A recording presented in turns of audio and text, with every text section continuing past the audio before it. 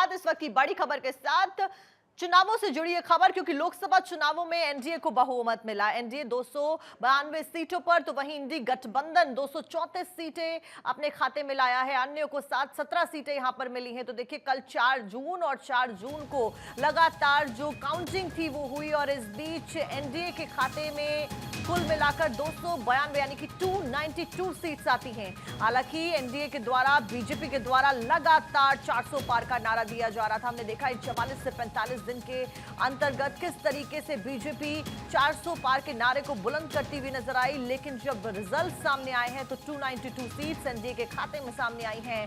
वहीं इंडी गठबंधन 234 सीटें लेकर आया है, जिसके बाद में खासतौर पर अगर यूपी की बात की जाए, जहां पर 80 की 80 सीटें जीतने का दावा बीजेपी के द्वारा लगातार किया जा रहा था, बीजेपी 80 की 80 सीटें नहीं जीत पाती है, बल्कि सपा, जिससे उम्मीदें काफी कम थी, वो यहां पर काफी अच्छा प्रदर्शन करती हुई नजर आई और समाजवादी पार्टी अच्छी खासी सीटें और अच्छा खासा डेंट यहां पर बीजेपी को करती हुई नजर आई। वहीं दक्षिण में बीजेपी के प्रदर्शन की अगर बात की जाए तो आंध्र प्रदेश में टीडीपी 16 सीटें लेके आई है, बीजेपी 3 सीटें लेके आई है और वाईएसआरसीपी 4 सीटें और जनसेना 2 सीटों पर सिमटती हुई नजर आई। तो आंध्र प्रदेश में बीजेपी खासा प्रदर्शन नहीं कर पाई। लेकिन बड़ी बात यह कि साउथ की अगर बात करें तो मिशन साउथ के तहत बीजेपी काम कर रही थी और मिशन साउथ के तहत अलग अलग राज्यों के दौरे भी जा रहे हैं। इसमें आंध्र प्रदेश के बारे में हम आपको बता रहे हैं, बीजेपी को 11.40% जो वोट शेयर था वो मिला। 2019 में बीजेपी को 0.98% वोट मिले थे और बीजेपी के वोट शेयर में 1100% की बढ़ोतरी यहां पर दर्ज की गई है। तो प्रदर्शन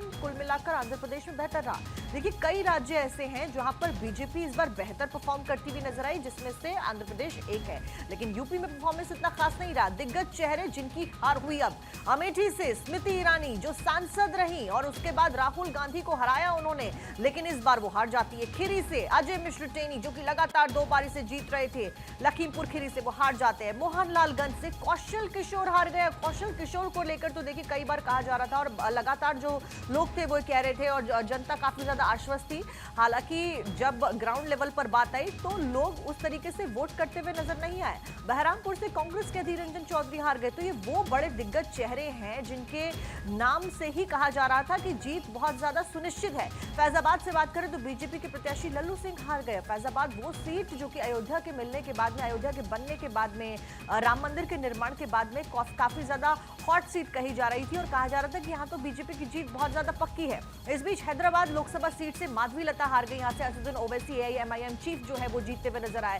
साथ साथ तमिलनाडु से कोयम्बतूर लोकसभा सीट से के अन्नामलाई की भी यहाँ पर हार हुई और साथ साथ में महाराष्ट्र से नवनीत राणा अमरावती लोकसभा सीट से हार जाती है। तो ये बड़े दिग्गज चेहरे जिनके नाम से ही बहुत ज्यादा जीत सुनिश्चित होती हुई नजर आ रही, सभी हार गए। इस बीच दल बदल कर बीजेपी में आए नेता भी हारते हुए नजर आए। डॉक्टर ज्योति मिर्धा नागौर राजस्थान से हार गए। रितेश पांडे अंबेडकर नगर उत्तर प्रदेश से हार गए। सुशील कुमार रिंकू जालंधर से हार गए।